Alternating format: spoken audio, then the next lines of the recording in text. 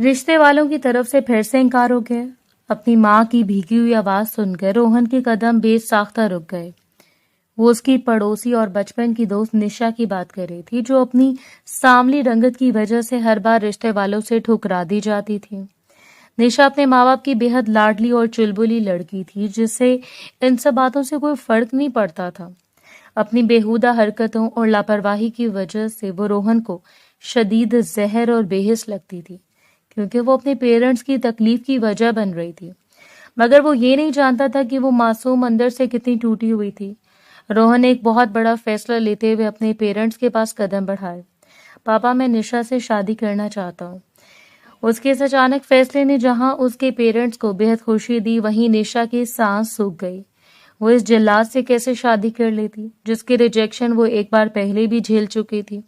तो फिर अब क्या मकसद था उसे अपनाने के पीछे?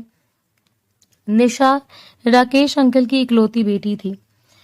उनके निधन के बाद रोहन के पापा रंजीत जी ने उसे अपनी बेटी की तरह पाला था। निशा अपनी सांवली रंगत और आम से नक्श की वजह से हर बार रिश्ते वालों की तरफ से ठुकरा दी जाती थी। पिछले 3 सालों में ये 7वां या 8वां इनकार था। रोहन ने गहरी सांस ली। उसका दिल एक अजीब से तनाव से भर गया। निशा अपने अंकल और आंटी यानी रोहन के पेरेंट्स की बेहद लाडली थी। पूरा घर उसके कहकहों, उसकी शरारतों और उसकी बेतकल्लुफी से गूंजता रहता था। उसे देखकर यही लगता था कि रिश्ते वालों को आने जाने, देखने और रिजेक्ट कर देने से उसकी सेहत पर कोई फर्क नहीं पड़ता, लेकिन रोहन के लिए वो एक बेहिस और खुदगर्ज लड़की थी। रोहन रंजीत एक बेहद संजीदा, उसूल पसंद और डिसिप्लिन्ड इंसान था। वो एक रेप्यूटेड मल्टीनेशनल कंपनी में सीनियर प्रोजेक्ट मैनेजर था और जिंदगी को एक नापे तुले अंदाज में जीने का कायल था। उसकी नजर में निशा एक ऐसी गैर जिम्मेदार लड़की थी, जिसकी बेतुकी शरारतें, बेवक्त का मजाक और लापरवाही उसके बूढ़े पेरेंट्स की तकलीफ का बायस बनती थी। वो रोज देखता था कि उसके माता पिता निशा के रिश्ते के लिए किस तरह जगह जगह जलील हो रहे हैं। लोग आते हैं, मेहमान नवाजी के मजे लेते हैं, लड़की को परखने वाली नजरों से देखते हैं और फिर रंग थोड़ी सांवली है या फीचर्स इतने अट्रैक्टिव नहीं है कहकर मुंह मोड़ लेते हैं। और निशा, वो अगले दिन सब भूल भाल कर आंगन में कबूतरों को दाना डालते हुए जोर जोर से गाने गाती दिखाई देती, जैसे कुछ हुआ ही ना हो। इतनी बेहिस कैसे हो सकती है कोई लड़की? रोहन अक्सर ये बात सोचता। उसके पेरेंट्स उस लड़की को के गम में घुल रहे थे और उसे कोई परवाह ही नहीं थी। मगर वो ये बात नहीं जानता था कि वो मासूम अंदर से कितनी खस्ता हाली का शिकार थी। वो जो कह के आंगन में गूंजते थे, वो दरअसल उसके अंदर की चीखों को दबाने की एक नाकाम कोशिश थी। जब रिश्ते वाले आकर उसे किसी खरीदार की नजरों से देखते थे, तो उसकी रूह पर जो जख्म लगते थे, उनका मरहम उसके पास से वो झूठी मुस्कान थी जो वो अपने अंकल आंटी का दिल रखने के लिए अपने चेहरे पर सजा लेती थी। अगर वो रोती या दुख का इश्तिहार बनी रहती, तो उसके अपनों को मजीद दुख होता और वो अपने मोहसिनों पर अपने गम का बोझ नहीं डालना चाहती थी। और एक राज जो सिर्फ निशा के दिल में दफन था। 2 साल पहले जब पहली बार रिश्ते की बात घर के अंदर से शुरू हुई थी, तो आंटी ने रोहन के सामने निशा का जिक्र किया था। रोहन ने उस वक्त में सिर्फ साफ इनकार कर दिया था, बल्कि अपने खास कोल्ड एटीट्यूड में बोला था, मम्मी, निशा मेरी पसंद नहीं है। मैं एक सुलझी हुई खूबसूरत और मेच्योर लाइफ पार्टनर चाहता हूँ। वो बहुत इमेच्योर है, फिर उसमें और मुझ में जमीन आसमान का फर्क है। जमीन आसमान से तुम्हारा क्या मतलब है? पूजा देवी ने उसकी बात काटते हुए नाराज होकर पूछा था। मम्मी, आप जो समझना चाहें समझें, लेकिन मैं इस रिश्ते पर राजी नहीं हूँ। उसके इस दो टोक इनकार पर वो खामोश हो गई थी। निशा ने वो सारी बातचीत इत्तेफाक से सुन ली थी। उसकी जिंदगी की पहली और सबसे दर्दनाक रिजेक्शन थी, उस इंसान से जिसने वो बचपन से एक ऊंचे मुकाम पर देखती आई थी। उस दिन के बाद उसे अपने गिर्द गिर्द लापरवाही की एक ऐसी दीवार खड़ी कर ली थी जिसे कोई तोड़ ना सके। लेकिन आज कुछ बदलने वाला था। रोहन ने दरवाजे के फ्रेम पर हाथ रखा। उसने अपनी माँ की आंखों से गिरता हुआ आंसू देखा। उसके पिता ने अपना सर हाथों में थाम रखा था। उन दोनों की उम्र अब इस काबिल नहीं थी कि वो हर महीने एक नई जिल्लत का घूंट पिए। रोहन की इंट्रोवर्ट, ठंडी और कैलकुलेटेड सोच ने चंद सेकंड्स में एक हिसाब लगा लिया। उसका अपना कोई अफेयर नहीं था, ना ही उसकी जिंदगी में कोई और लड़की थी। अगर उसके एक से उसके पेरेंट्स की गिरती हुई सांसें बहाल हो सकती थी, तो इससे रोज रोज के तमाशे का खात्मा हो सकता था। तो वो एक कदम उठाने के लिए तैयार था।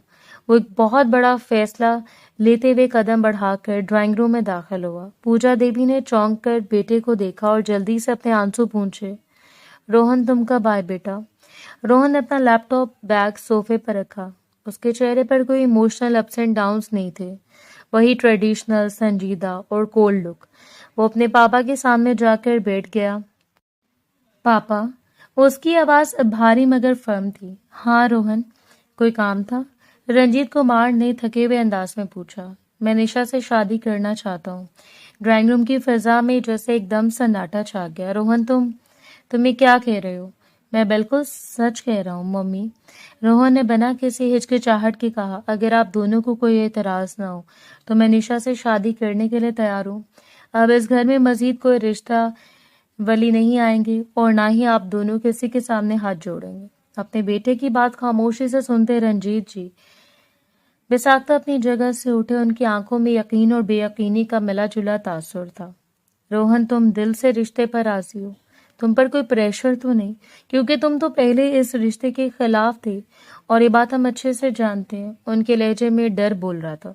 मैं मैच्योर हूँ पापा और अपने फैसले खुद लेता हूँ।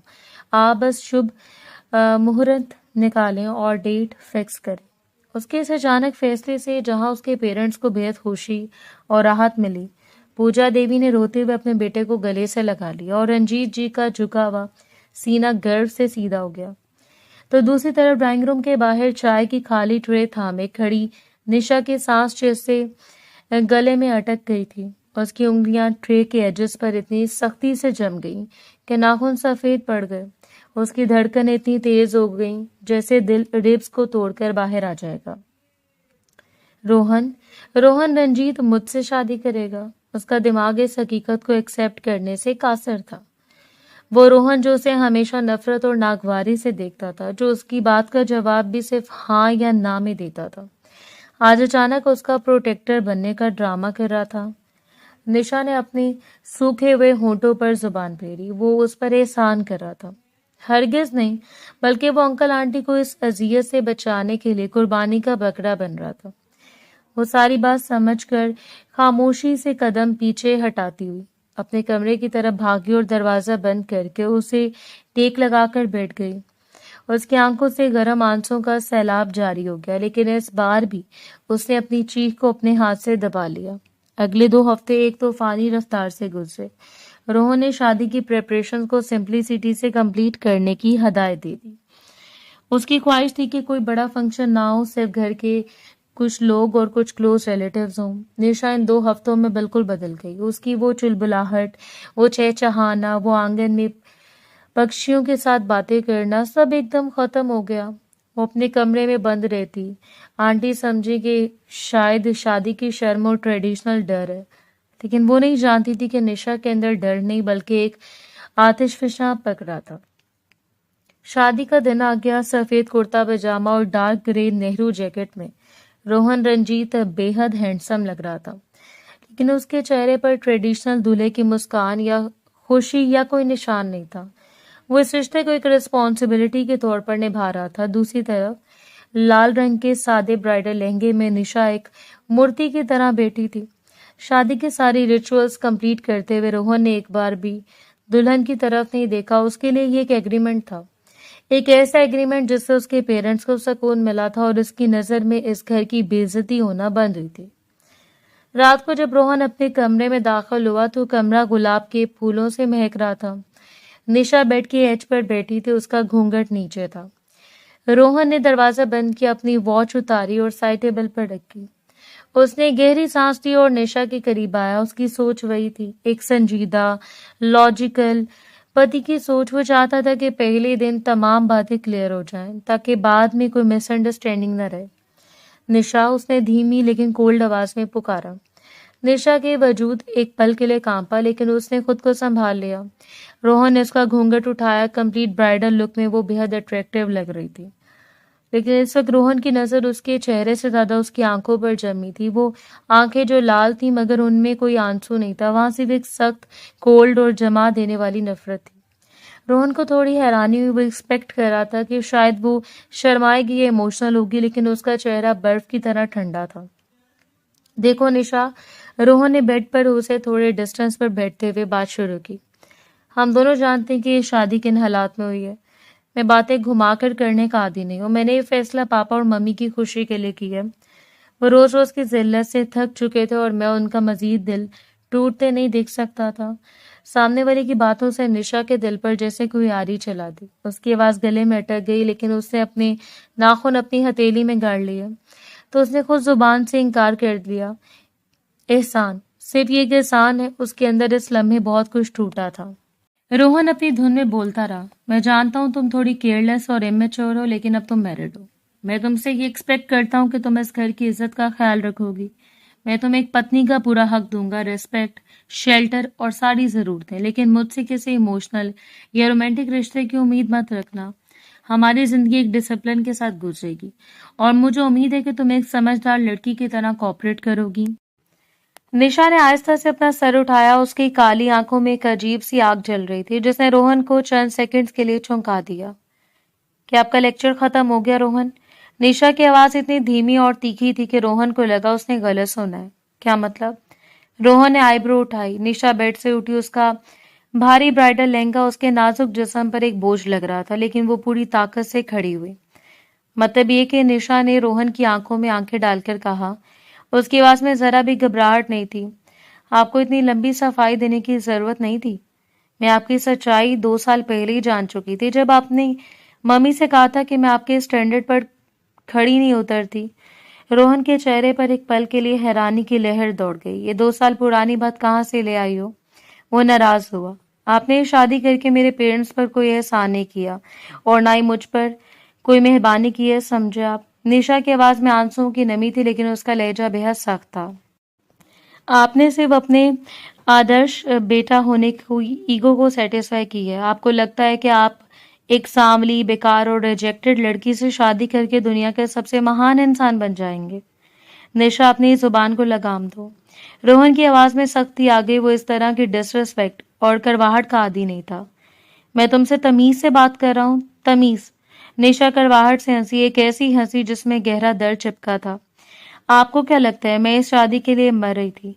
मैं उन रिश्ते वालों के सामने इसलिए खामोश रहती थी क्योंकि मैं अपने अंकल आंटी को और दुख नहीं देना चाहती थी, और आपने आपने मुझे अपनी महानता का पोस्टर बना दिया। वो अपने भारी गहने उतारकर ड्रेसिंग टेबल पर पटकने लगी। सुन लीजिए रोहन रंजीत, आपको मुझे कोई हक देने की जरूरत नहीं है। मुझे आपका घर, आपका पैसा या आपकी ये दिखावटी सिंपैथी नहीं चाहिए। अपनों का एहसान गैरों के इंकार से ज्यादा जहरीला होता है। मैं इस कमरे में रुकूंगी क्योंकि मेरे अंकल की इज्जत का सवाल है, लेकिन मेरे और आपके बीच कोई रिश्ता नहीं होगा, कभी नहीं। गुस्से में चिल्लाते हुए वो अपना तकिया उठाकर कमरे के कोने में पकड़े सोफे की तरफ बढ़ी और उस पर लेटे हुए अपना मुंह दीवार की तरफ कर लिया। फिर याद आया कि कपड़े तो बदले ही नहीं, तो एक झटके से उठकर वो बाथरूम की तरफ बढ़ गई। रोहन बेड पर सुन बैठा रह गया। उसका दिल धक से रह गया। जिस लड़की को वो एक मासूम, बेवकूफ और बेहद समझता रहा था, उसके अंदर इतना जहर, इतनी करवाहट, इतनी नफरत और इतना दर्द भरा था। और सबसे बढ़कर उसने उसके इस फैसले को एहसान और घमंड का नाम दे दिया। रोहन की ईगो को गहरी चोट पहुंची थी, लेकिन उसके साथ ही उसके अंदर का इंसान पहली बार एक अजीब सी कंफ्यूजन में पड़ गया था। अगली सुबह जब पूजा देवी ने ब्रेकफास्ट टेबल पर दोनों को देखा तो वो मुस्कुरा दिया। निशा हमेशा की तरह जल्दी उठकर किचन में उनका हाथ बटाने लगी थी। उनके चेहरे पर वही पुरानी मासूम मुस्कान थी, लेकिन वो स्माइल अब उसकी आंखों तक नहीं पहुंचती थी। रोहन डाइनिंग टेबल पर आकर बैठा। उसने निशा की तरफ देखा। उसने रोहन को चाय का कप पकड़ाया, लेकिन उसकी नजरें रोहन के चेहरे पर एक सेकंड के लिए भी नहीं ठहरी। वो उसे ऐसे इग्नोर कर रही थी जैसे वो कोई बेजान फर्नीचर हो। रोहन बेटा, आज थोड़ा जल्दी घर आ जाना। हमने शाम को कुछ रिलेटिव्स को बुलाया, रंजीत जी ने न्यूज़पेपर पढ़ते हुए कहा। हाँ बाबा, मैं कोशिश करूंगा, रोहन ने कहकर चाय का घूंट लिया और एक जोर नजर निशा पर डालकर हटा ली। रोहन और निशा की जिंदगी एक अजीब रास्ते पर चल पड़ी। दुनिया की नजर में वो एक हैप्पी न्यूली मैरिड कपल थे, लेकिन बंद कमरे के अंदर वो दो ऐसे स्ट्रेंजर्स थे जो एक दूसरे की प्रेजेंस को ना इग्नोर कर सकते थे ना एक्सेप्ट कर सकते थे। निशा दिन भर घर के काम करती, आंटी का ख्याल रखती और जब रोहन शाम को वापस आता तो उसके लिए खाना लगाकर खामोशी से अपने कमरे या किचन में चली जाती। रात को रोहन बेड पर सोता और निशा सोफे पर। रोहन ने 2-3 बार उसे बेड पर सोने का कहा, लेकिन निशा ने इतने कोल्ड टोन में मुझे सोफे पर अच्छी नींद आती है कहा कि रोहन की ने दोबारा बात करने की हिम्मत नहीं की। रोहन को आहिस्ता आहिस्ता एक बात का एहसास होने लगा, निशा वो नहीं थी जो वो समझता था। वो केयरलेस नहीं थी, वो तो घर के हर मेंबर की जरूरत का बिना कहे ख्याल रखती थी। उसकी माँ की मेडिसिन टाइम पर देना, पापा के चश्मे की क्लीनिंग, घर के बजट को इतने अच्छे से मैनेज करना कि कोई एक्स्ट्रा खर्चा ना हो, ये सब वो साइलेंट होकर करती थी। और सबसे बड़ी बात, वो हार्ड वर्किंग थी। एक दिन रोहन डेली रूटीन से थोड़ा जल्दी दोपहर के वक्त घर आ गया। उसकी तबीयत कुछ ठीक नहीं थी, घर में सन्नाटा था। उसने सोचा सब सो रहे होंगे। जब वो अपने कमरे के पास पहुंचे तो उसने अंदर से लैपटॉप पर टाइपिंग की तेज आवाज सुनी। उसने हैंडल घुमाया और दरवाजा थोड़ा सा खोला। निशा बेड पर लैपटॉप रखी, आंखों पर चश्मा लगाए पूरे फोकस के साथ काम कर रही थी। उसके पास कुछ फाइल्स बिखरी हुई थी और वो इंग्लिश में किसी से हेडफोन पर बात कर रही थी। रोहन दंग रह गया। निशा ने तो सिर्फ बीए किया था और घर में कभी किसी ने उसका काम करने का जिक्र नहीं किया था। रोहन ने दरवाजा पूरा खोला और अंदर आया। निशा ने चौंक कर ऊपर देखा, इंस्टेंटली हेडफोन उतारा और लैपटॉप की स्क्रीन आधी बंद कर दी। उसके चेहरे पर वही कोल्ड एक्सप्रेशन वापस आ गया। आप इस वक्त? तबीयत ठीक है? उसने फॉर्मल अंदाज में पूछा। नहीं, सर में दर्द है, रोहन ने सोफे पर बैठते हुए कहा। उसकी नजरें अब भी लैपटॉप पर थीं। तुम क्या कर रही थी? निशा ने फाइल समेटना शुरू की। कुछ नहीं, एक फ्रीलांसिंग का काम है, ग्राफिक डिजाइनिंग और कंटेंट राइटिंग। मैं पिछले 2 साल से कर रही हूँ। निशा की बात सुनते रोहन का मुंह हैरानी से खुले का खुला रह गया। फ्रीलांसिंग? तुम पैसे कमाती हो लेकिन घर में तो किसी को नहीं पता। निशा के होंठों पर एक तीखी मुस्कान आई। अंकल और आंटी को बताती तो वो मुझे काम नहीं करने देते, क्योंकि उनके मुताबिक मैं उनकी बेटी हूँ, उनकी रिस्पॉन्सिबिलिटी। लेकिन मेरी सेल्फ रिस्पेक्ट को ये बात मंजूर नहीं थी। मैं किसी पर बोझ नहीं बनना चाहती थी। मैं अपने खर्चे खुद उठाने के लिए ये काम करती हूँ। मेरे पास जो थोड़े बहुत पैसे जमा होते हैं, मैं उनसे अपने कपड़े और पर्सनल ज़रूरतें पूरी करती हूँ, ताकि किसी को मुझ पर और दया न खानी पड़े। ये दया शब्द रोहन को एक तीर की तरह लगा। निशा, तुम हर बात को मेरी तरफ क्यों मोड़ देती हो? रोहन ने गुस्सा कंट्रोल करते हुए कहा। मैंने तो बस एक नॉर्मल सा सवाल आस्क्ड किया था और मैंने बस ये नॉर्मल सा जवाब दिया है, रोहन। निशा ने लैपटॉप बैग में डाला और खड़ी हो गई। आपकी चाय बना देती हूँ, आप रेस्ट करें। वो कमरे से बाहर निकल गई और रोहन वहीं बैठा रह गया। उसका ईगो, उसका घमंड, उसका सब कुछ जानने का क्लेम आस्ता आस्ता रेत की दीवार की तरह ढह रहा था। जिस लड़की को वो इमेच्योर समझता था, वो ना सिर्फ सेल्फ रिस्पेक्ट थी, बल्कि अपनी इज्जत बचाने के लिए साइलेंटली एक लड़ाई लड़ रही थी। और इस लड़ाई में सबसे बड़ा जख्म रोहन ने खुद उसे दिया था। वक्त अपनी रफ्तार से गुजरता रहा। 3 महीने बीत गए। रोहन और निशा के बीच की बात बर्फ पिघलने का नाम नहीं ले रही थी, लेकिन रोहन को अंदर एक बड़ा चेंज आ चुका था। जब से उसने निशा के पास से जाना था, उसके दिल का मौसम बदलने लगा था। वो देखता कि कैसे वो रात को देर तक जाकर काम करती है, कैसे वो घर के छोटे छोटे काम को कितने अच्छे से संभालती है। रोहन को अब अपने उस सेंटेंस पर गहरा पछतावा होता था जो उसने 2 साल पहले कहा था कि वो बहुत केयरलेस और इमैच्योर है। वो केयरलेस नहीं है रोहन, तुम अंधे थे जो उसकी सेल्फ रिस्पेक्ट को उसकी बेहिस्सत समझते रहे। वो खुद को कोस रहा था। एक रात वो अपने पापा के साथ चेस खेलने बैठ गया। हमेशा की तरह इंटरेस्टिंग गेम के बाद जीत रोहन की हुई।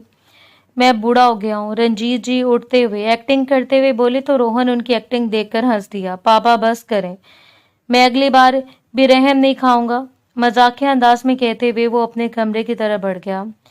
पीछे उनके पापा खुश होकर वहीं खड़े रहे। वो नोट कर रहे थे कि कुछ टाइम से उनके बेटे का नेचर में काफी चेंजेस आ रहे थे, जिसमें सबसे बड़ा उसकी खुश मिजाजी थी। रोहन अपने कमरे में पहुंचा तो कमरा खाली देखकर वो उल्टे कदमों निकल कर छत की तरफ चल दिया। छत पर रखे झूले पर बैठी निशा सामने लैपटॉप खोले हुए थी, लेकिन उसका ध्यान कहीं और था। वो आसमान में उड़ाते पक्षियों को देख रही थी। लगता है मुझे मिस कर रही हो, रोहन की मजाकिया आवाज पास से सुनकर निशा ने अपनी नजरें बदली और होंठों के किनारे ताने मारने वाली मुस्कान दबा ली। मैं मिस तो कर रही हूँ, लेकिन निशा के सस्पेंस भरे अंदाज पर वो दिल ही दिल में क्यूरियस होता गया। उसके पास आते हुए झूले की चेन थाम ली। वो आप बिल्कुल नहीं। वैसे आप मेरे सर पर क्यों खड़े हैं? आप अपना काम करें जाकर। अपने शब्दों से वो रोहन को सुलगा कर रह गई, लेकिन वो बिना बुरा माने बेहद खूबसूरती से मुस्कुराते हुए उसके चेहरे पर आए बालों की लट को पकड़कर उसके कान के पीछे ऐसे डालने लगा कि उसकी उंगलियां निशा के कान से टच होते ही निशा के जिस्म में एक सांस थम सी गई। जबकि वो उसके लाल होते चेहरे को देखकर धीरे से बोला, क्यों? मेरा यहाँ होने से तुम डिस्टर्ब हो रही हो?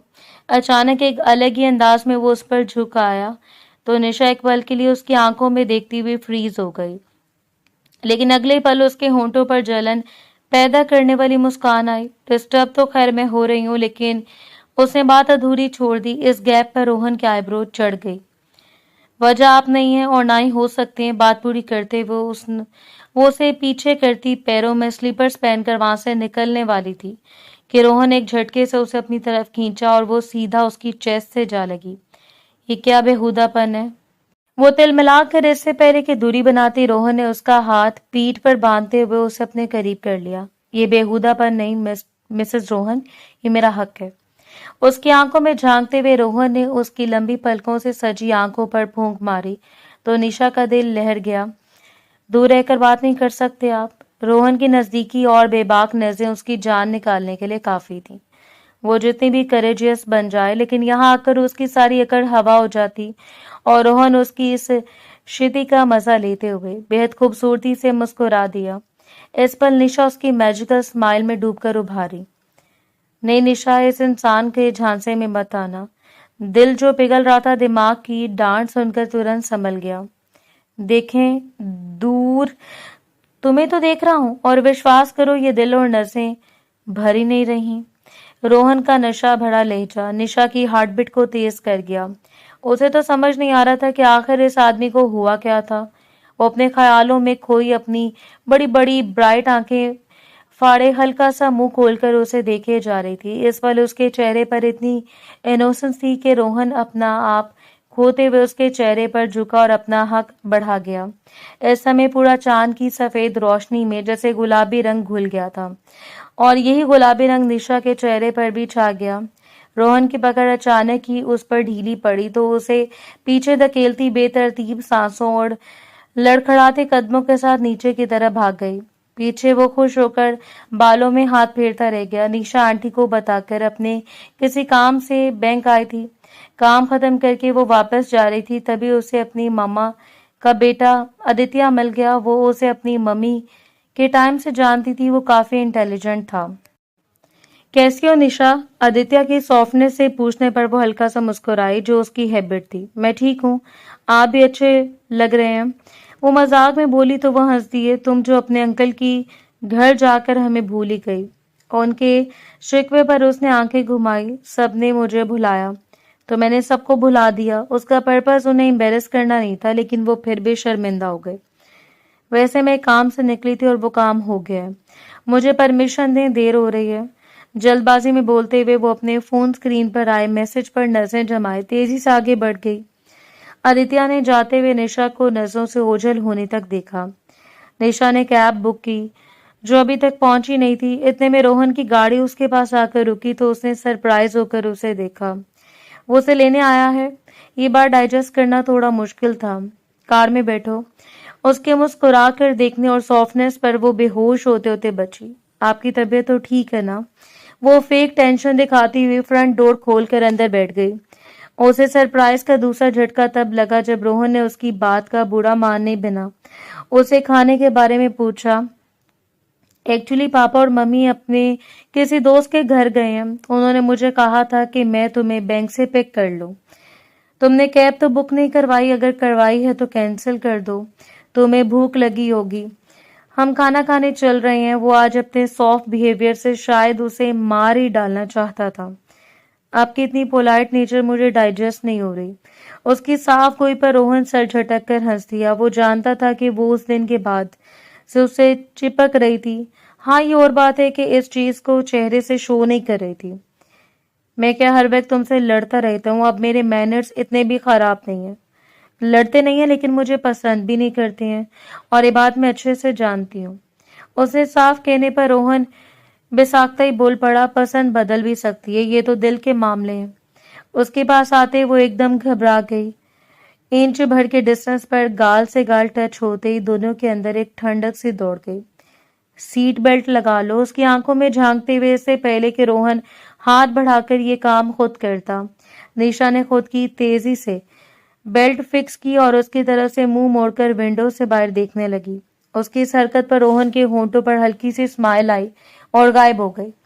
उसने अपने कहे के मुताबिक उसे ड्रॉप करवाया था, और इस ड्यूरेशन में भी वो उसका अच्छे से ख्याल रख रहा था। घर आकर वो नहा धोकर बेड पर गिरी तो उसका ध्यान भटक कर रोहन की तरफ चला गया। आखिर इस हद तक काइंडनेस की वजह क्या है? ये सवाल उसे परेशान करने के लिए काफी था। वो तो उसे देखकर गुस्सा हो जाता था। उस पर नजर पड़ते उस आदमी की आंखों में डिसलाइक आ जाती थी। उनके बीच कभी फ्रेंडली क्या नॉर्मल बातचीत भी नहीं होती थी। वो तो ये ताने मारता था कि फिर उसे गुस्से वाली नजरों से देखता रहता था। फिर ये पोलाइटली बात करना अब क्यों हो रहा था? और उस दिन वो बेशर्मी का बिहेवियर, जिसे याद करते वो चेहरे से लेकर गर्दन तक लाल हो गई। ये सब बातें सोचते वो अचानक गुस्से में आने लगी। उफ रोहन, मुझे पागल कर देगा। उसने दोनों हाथों में अपना सर थाम लिया। डिनर का टाइम पास था। वो सब भूल कर नीचे आकर डाइनिंग टेबल पर बैठा रोहन उसे देखकर मुस्कुरा रहा था। जो निशा को जहर लगा, वो नजरें छुड़ाती अपनी रिजर्व चेयर पर बैठती खाने की तरफ ध्यान देने लगी। आज तो वो बात बात पर उसे भी अपनी कन्वर्सेशन में खींच रहा था। इससे निशा को इरिटेशन हो रही थी। ऐसे में निशा का दिल उसे एक तीखा जवाब देने को चाह रहा था, लेकिन आंटी अंकल से जुबान कंट्रोल में रखती बस हाँ हाँ हूं से काम चलाया। खाना खत्म हुआ तो वो सब लाउंज में आ गए। इनके सर पर जरूर चोट आई है। ये मुझे इतना मुस्कुरा मुस्कुरा कर क्यों देख रहे हैं? दिल ही दिल में बातें करती वो उस पर से नजरें हटा गई। पापा ने हमारे लिए एक प्लान बनाया निशा, तुम भी सुन लो। उसकी लाइफ में पहली बार था कि उसने रोहन के मुंह से अपने लिए स्वीट वर्ड सुने थे। ये शौक जानलेवा था। ये आदमी मुझे शुगर का पेशेंट बनाकर ही दम लेगा। निशा के चेहरे पर नर्वसनेस देखकर रोहन धीरे से मुस्कुरा दिया, लेकिन ये स्माइल बस उसे ही फील हुई थी। उसने अपने अंकल आंटी को देखा, जिनके चेहरों से खुशी झलक रही थी। आखिर ये चल क्या रहा है? वो कंफ्यूज सी अभी सोच रही थी कि अपने अंकल की आवाज सुनकर होश में आई, जो कह रहे थे तुम दोनों की शादी को काफी दिन गुजर चुके हैं। तुम घर के और रोहन ऑफिस के काम में बिजी रहते हो। बस ये सोचकर हमने तुम दोनों के लिए एक सरप्राइज टूर प्लान की है। 10 दिन खूब घूमो फिरो। वो अपने अंकल की तरफ से मिले झटके से भी संभली नहीं थी कि आंटी के वर्ड्स ने उसे शॉक कर दिया। बाद में तो फिर बच्चे हो जाएंगे, फिर कहाँ मौके मिलते हैं ऐसे। पूजा देवी की बात पर उसने घबराकर ऑब्वियस बनने बैठे बिठाए अपने पति को घूरा, जो फोन के बहाने करके वहां से भाग निकला। कुछ देर गुजरी जब वो गुस्से में कमरे में आ गई। अपने पापा को इनकार क्यों नहीं किया? वो कमर पर हाथ रखकर बिल्कुल लड़ाकू स्टाइल में हाथ नचाते हुए बोली। रोहन को वो बेहद अच्छी नहीं लगी। उसके होंठों का बनना बिगड़ना, आंखों से निकलते गुस्से के शोले और हाथ नचाने के दौरान बालों का झटकना, वो तो जैसे उस पर कोई जादू कर रही थी। वो खुद ही में उसका हाथ पकड़ते उसे अपनी तरफ खींचता गया, ऐसे कि वो पल भर में उसके पास आ गई और दंग रह गई। अगर इनकार करना है तो खुद करो। मैं इस फ्री की ट्रिप से बिल्कुल हाथ नहीं धो सकता। वैसे तुम क्या मेरे साथ अकेले जाने से डर रही हो? उसकी झील सी आंखों में झांकते हुए वो अपने शब्दों से जैसे उसे जान डाल गया। मैं और आपसे डरूंगी? ऐसा पॉसिबल ही नहीं है। मैं अब आपके साथ जाकर दिखाऊंगी और बताऊंगी कि मैं कितनी ब्रेव हूँ। वो उसकी इंस्टिगेट करने में आ चुका था, जबकि रोहन अपना टारगेट पूरा होने पर धीरे से मुस्कुरा दिया। उसने हल्का सा झुककर उसके फॉरहेड पर अपना टच की वार्मथ दी, जिससे निशा की हार्ट बीट तेज हो गई। मिसेस रोहन, आप सच में ब्रेव नहीं तो प्लीज आज आप बेड पर ही सोएंगी। रिक्वेस्टिंग टोन में कहते हुए वो उसे जेंटली अलग करता उठकर चेंज करने चल दिया। पीछे वो कितने पलों से इनविजिबल ट्रैप में झिटकती बैठती रह गई। फ्लाइट में उसके साथ वाली सीट पर एक लड़का बैठा था जिसकी नजरें बार बार निशा की तरफ उठती और रोहन के गुस्से को हवा देने का रीजन बन रही थी। साले की आंखें निकाल दूंगा। शहबाज गुनगुनाहट सुनते ही वो घबरा कर अपना मुंह मोड़ गया। वही रोहन ने मिनी वाटर बोतल खोली और मुंह से लगाकर कुछ घूंट पी लिए। वो उसके लिए पॉजेसिव हो रहा था। ये ख्याल निशा के दिल को जैसे छू गया। अपनी हंसी दबाए आंखों में शाइन भरे वो बेहद अट्रैक्टिव लग रही थी। उसकी हेयर ब्रेड से निकल कर उसकी गाल को छू रही थी। ऐसे में रोहन को अपना दिल हाथ से निकलते फील हुआ। इस पल उसने बेसाख्ता अपनी नजरें चुरा ली थी। उसका डर था कि कहीं वो कोई मिस्टेक ना कर बैठे। एयरपोर्ट पर उनके लिए होटल की तरफ से कार आई थी। अब ये कार जब तक वहां थी उन्हीं के पास रहती थी। होटल पहुंचकर चेक इन करते हुए वो अपने रूम की तरफ बढ़ा। तुम अभी रेस्ट करो, शाम में हम घूमने चलेंगे, डिनर भी बाहर करेंगे। प्रोग्राम सेट करते हुए वो उसकी सुने बिना वॉशरूम में गायब हो चुका था। वो भी सर झटकती सॉफ्ट बेड पर गिर गई। उसे पता भी नहीं चला और उसकी आंख ऐसे लगी कि फिर फोन की बार बार बजती बेल पर खुली। नींद में डूबती उसने फोन उठाकर कॉल रिसीव करते हुए कान से लगाया। तुम अभी तक सोई हुई हो? शाम के 5 बज रहे हैं। उसकी भारी सांसों की आवाज सुनकर वो बिना बोले समझ गया कि वो नींद में है। रोहन वार्निंग टोन में उसका नाम लेते हुए वो इरिटेटेड होकर उठी थी। मुंह से मेरा नाम काफी अच्छा लगता है। रोहन के चेयरफुल टोन उसका नींद का नशा उड़ा गया। और आप पर बिल्कुल अच्छा नहीं लग रहा यूं अच्छा बनना। तो बंद करें इतना मीठा होना, क्योंकि मैं नहीं चाहती कि मुझे इतनी कम उम्र में शुगर की बीमारी हो जाए। तीखे लहजे में बोलती वो जैसे रोहन को मजा ही दे गई। पहले ही सांवली हो और जल जल कर अपनी रंगत और मत खराब करो। वो उसे छेड़ रहा था तभी निशा ने प्योर सेल्फ रिस्पेक्ट के साथ उसकी बात काटते हुए कहा, और आप इसी सांवली लड़की से शादी करने के लिए मर रहे थे।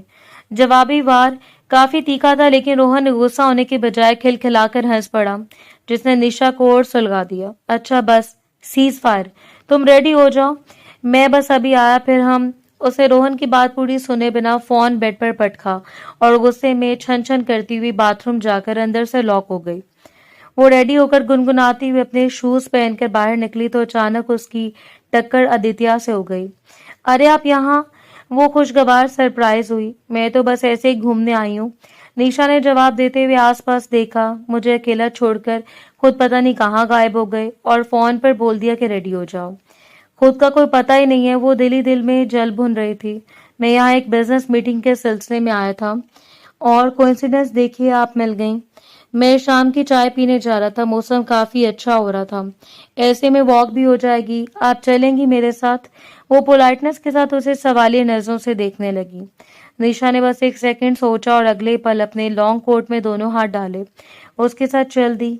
आपने कभी किसी से प्यार की है? ये कोई आपको इतना पसंद आया हो कि आपके दिल ने ख्वाहिश की हो कि अपनी पूरी जिंदगी उसके साथ बिताएं? कॉफी के सिप लेते हुए आदित्य ने अचानक ही रेलिंग के साथ पीठ लगाते हुए उसके चेहरे पर नजरें टिका दी। और अगर मैं यही सवाल आपसे करूं तो?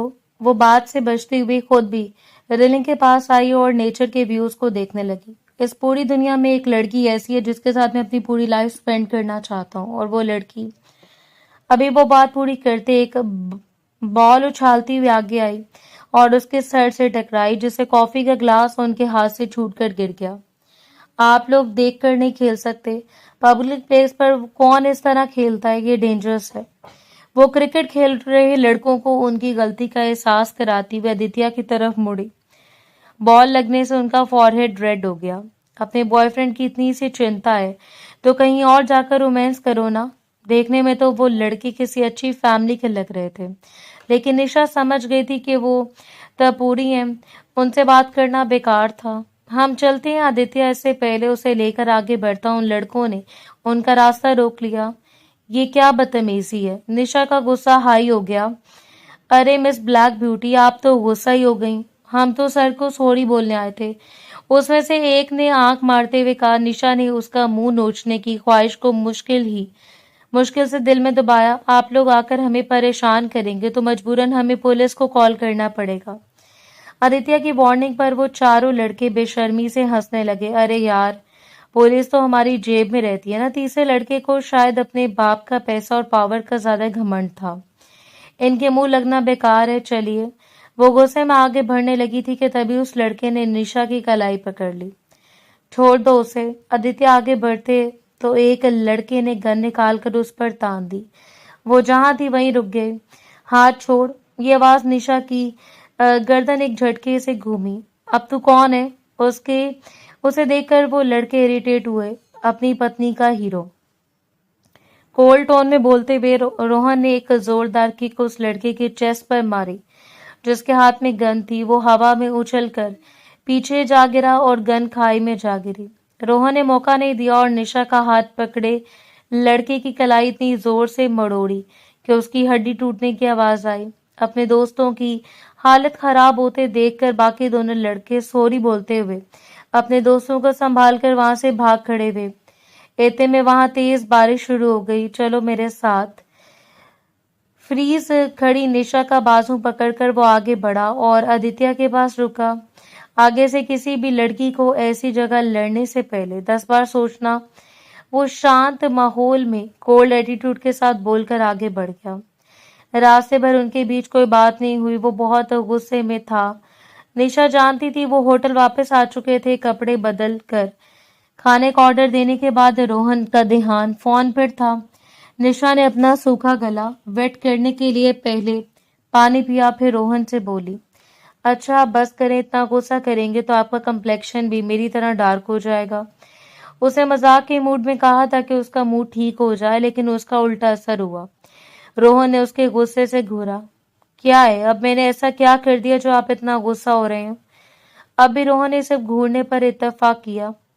अच्छा सॉरी ना, मेरी गलती है। मुझे उसके साथ ऐसे नहीं जाना चाहिए था। इनोसेंटली कान पकड़कर उसने अपनी गलती मानी तो रोहन का गुस्सा थोड़ा ठंडा हुआ। और आगे से तुम ये मिस्टेक रिपीट नहीं करोगी, समझी? वो उसे वार्न करना नहीं भूला। नाराज तो नहीं अब?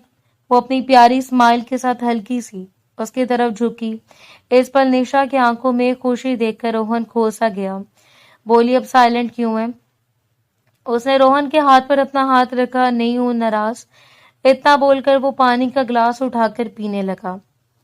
अगली सुबह निशा का सोता छोड़कर रोहन उसके लिए स्पेशल फ्लावर्स लेने बाहर निकला था। वापसी पर उसे याद आया कि वो की कार्ड उठाना तो भूल ही गया।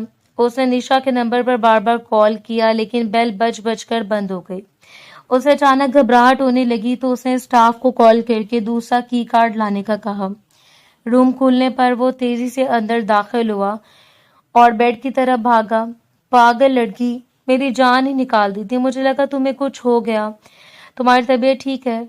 वो उसे होश में देखकर राहत महसूस करने लगा, लेकिन उसका पीला पड़ता चेहरा देखकर परेशान हो गया। मैं ठीक हूँ, स्ट्रेस लेने की बात नहीं है। आप बस मुझे मेरे बैग से मेरा पाउच ला दे। उसमें मेरी मेडिसिन है, वो खाऊंगी तो रिलीफ मिलेगा। इस वक्त रोहन को उसकी स्माइल डल लगी।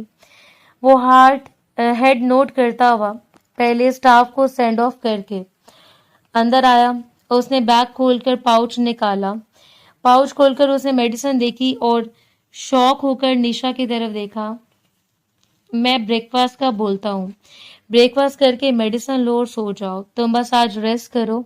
इससे पहले वो बेड से उतरती रोहन ने तेजी से उसे पकड़कर वापस लेटा दिया।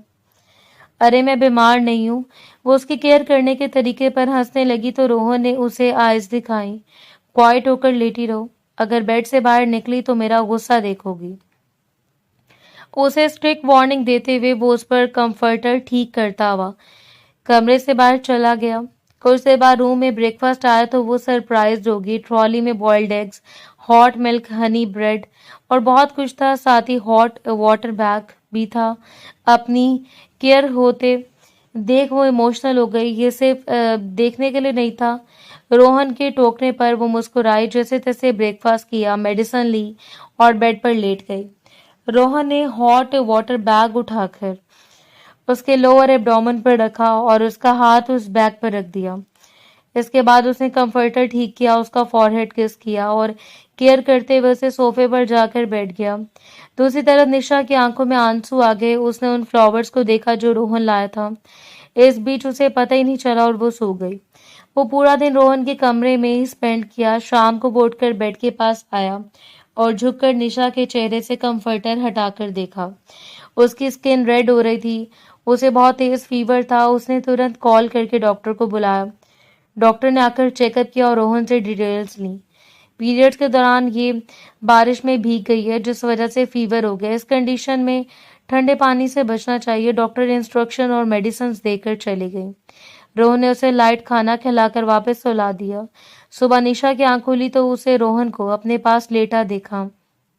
वो जानती थी पूरी रात उसने किस तरह उसका ख्याल रखा था, लेकिन अभी भी उसका दिल रोहन की तरफ पूरी तरह आने से हिचकिचा रहा था।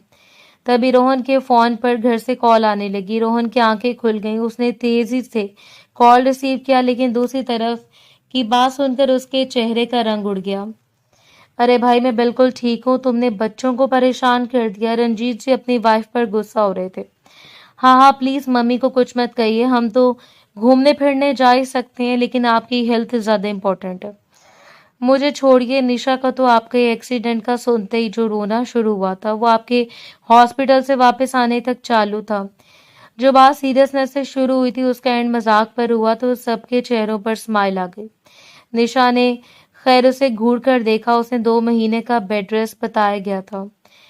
ठंड का सीजन था और तेज बारिश हो रही थी। तूफानी बारिश शुरू होते ही इलेक्ट्रिसिटी चली गई और पूरा घर अंधेरे में डूब गया। रोहन ऑफिस में एक मीटिंग में फंसा हुआ था और लेट घर के लिए निकला। रोड्स पर पानी भर चुका था और ट्रैफिक जाम था। उसके फोन स्विच ऑफ हो रहा था क्योंकि बैटरी खत्म थी। जब वो रात के 11 बजे जैसे तैसे घर पहुंचा तो पूरा घर शांत था। ड्राइंग रूम में लाइट जल रही थी। पूजा देवी टेंशन में कंट्री आर्ट की तरफ देख रही थी। मम्मी, क्या हुआ? आप इतनी रात को जाग रही हैं? रोहन ने अपना भीगा कोट उतारते हुए टेंशन में पूछा। रोहन, भगवान का शुक्र है तुम आ गए बेटा। पूजा देवी की आवाज भर आई। निशा की तबीयत शाम से बहुत खराब है। उसे तेज फीवर है और वो बेहोश सी पड़ी है। इलेक्ट्रिसिटी भी नहीं है और स्टॉर्म की वजह से कोई डॉक्टर भी नहीं मिल रहा। रोहन का दिल एकदम धक से रह गया। उसने बिना कुछ सोचे समझे अपने कदम अपने कमरे की तरफ बढ़ा दिए। कमरे में गहरा अंधेरा था। सिर्फ खिड़की से बाहर चमकती हुई बिजली की रोशनी अंदर आ रही थी। सोफे पर निशा पड़ी थी। वो बेहद ठंड से कांप रही थी और उसका जिस्म फीवर से तप रहा था। उसकी सांसें तेज और अनइवन थीं। रोहन जल्दी से उसके पास सोफे पर बैठा और उसके फॉरहेड पर हाथ रखा। उसकी स्किन आग की तरह गर्म थी। निशा, निशा सुनो। रोहन ने घबरा कर उसका चेहरा अपने हाथों में लिया। निशा ने मुश्किल से अपना भारी पलकें उठाई। उसकी लाल आंखों में वीकनेस और दर्द था। उसने रोहन का चेहरा देखा, लेकिन इस बार उसकी आंखों में वो नफरत नहीं थी, सिर्फ एक गहरा हेल्पलेसपन था। रोहन, उसके सूखे होंठों से एक धीमी सी आवाज निकली। रोहन ने तुरंत उठकर पहले जाकर यूपीएस का कनेक्शन चेक किया। प्लग लूज था। प्लग ठीक करते ही घर रोशन हो गया। वो तेजी से किचन से ठंडा पानी और क्लॉथ स्ट्रिप्स लाया। मम्मी को उसने वापस पापा के पास भेज दिया था। उन्हें भी उनकी जरूरत थी। निशा के सांवले चेहरे पर फीवर की वजह से पेलनेस थी। उसके होंठ सूखे थे और उसकी आंखों के नीचे डार्क सर्कल्स थे। ये वही लड़की थी जिसे वो रोज देखता था, लेकिन आज उसके अंदर की सारी स्ट्रेंथ जैसे खत्म हो चुकी थी। रोहन ने पानी में क्लॉथ भिगोया और निशा के फॉरहेड पर रखी। निशा ने थोड़ा हिलकर अपना सर हटाना चाहा। नहीं, मुझे छुए मत। उसकी आवाज में जान नहीं बची थी। शायद वो किसी और की जोन में थी। क्वाइट रहो निशा। रोहन ने सॉफ्टनेस लेकिन फर्मनेस से उसका सर थामा और क्लॉथ वापस रखा। तुम्हें फीवर है, शांति से लेटी रहो। रोहन ने सोफे के पास फ्लोर पर बैठा रहा। वो हर थोड़ी देर बाद क्लॉथ बदलता, उसके हाथ और पैर मलता ताकि फीवर का असर कम हो। बारिश बाहर बहुत तेज हो रही थी और अंदर रोहन का दिल पिघल रहा था। इतनी तूफानी बारिश में ना ही डॉक्टर आ सकता था और ना वो बाहर जा सकते थे। रात के 3 बजे के करीब जब फीवर थोड़ा कम हुआ तो निशा नींद में गुनगुनाने लगी। अंकल, मुझे माफ कर दीजिए। उसकी आवाज में आंसू घुले हुए थे। मैं खूबसूरत नहीं हूँ, इसलिए कोई मुझे पसंद नहीं करता। आंटी, मेरे लिए परेशान मत होइए। रोहन का हाथ क्लॉथ पर फ्रीज हो गया। वो खामोशी से उसकी बातें सुनता रहा। रोहन, निशा ने नींद में उसका नाम लिया। आपने मुझ पर दया क्यों की? मैं तो एक बोझ थी। आप मुझे एक बार रिजेक्ट कर चुके थे, फिर क्यों मुझ पर एहसान का पहाड़ खड़ा कर दिया? मैं अपनी नफरत करती हूँ क्योंकि उस एक सिसकी भरी, क्योंकि आपने मुझे तोड़ दिया। रोहन का दिल का हाल ऐसा था जैसे किसी ने हजारों सुइयां उसके दिल में चुभा दी हों। उसके आंसू जो उसे अपनी पूरी लाइफ में कभी नहीं बहाए थे, बेसाख्तगी से आंखों से निकलकर निशा के हाथ पर गिरने लगे। उसे एहसास हुआ कि उसने क्या किया था। उसने एक ऐसी लड़की को जो पहले दुनिया की बातों से हर्ट थी और गहरा जख्म दे दिया था। उसे निशा के सर अपने दोनों हाथों में लिया और उसे अपने होंठों से लगा लिया। मुझे माफ कर दो निशा, रोहन ने ससकते हुए कहा। मैं गलत था, माना, लेकिन सच मानो, तुमसे शादी करके मैंने तुम पर कोई एहसान नहीं किया, बल्कि एहसान तो तुमने किया।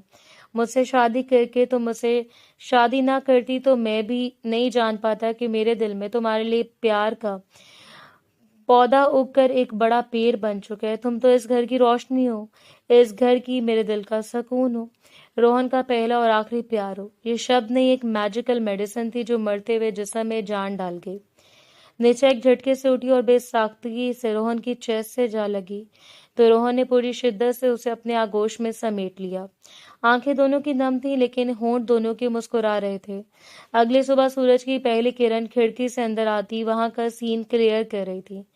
वो दोनों ही बेखबर सो रहे थे। निशा पूरे हक से उसके चेस्ट पर सर रखे हुए थी और रोहन ने उसके गिर्द अपना गहरा बना रखा था। निशा ने आहिस्ता से अपनी आंखें खोली। उसका सर भारी था, लेकिन बॉडी का पेन कम हो चुका था। उसने पलकें झपकते रोहन के हैंडसम चेहरे को ध्यान से देखा। उसका एक हाथ अब भी निशा के हाथ को सख्ती से थामे हुए था, जैसे वो डर रहा हो कि अगर उसने हाथ छोड़ा तो वो कहीं गायब हो जाएगी।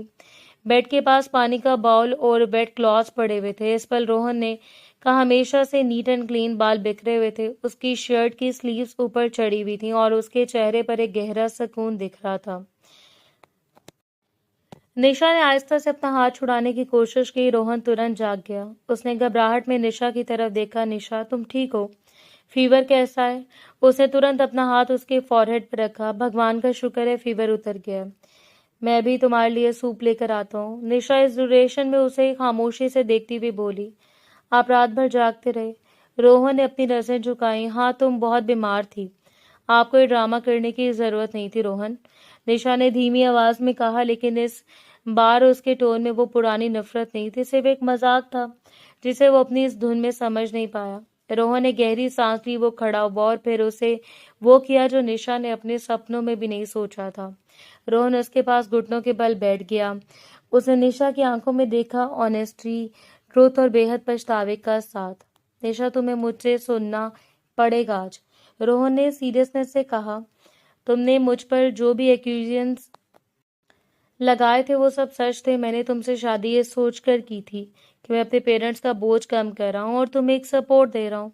मैं कितना बड़ा बेवकूफ था। मैं नहीं जानता था कि तुम अंदर से कितनी स्ट्रांग हो, कितनी सेल्फ रिस्पेक्टिंग हो।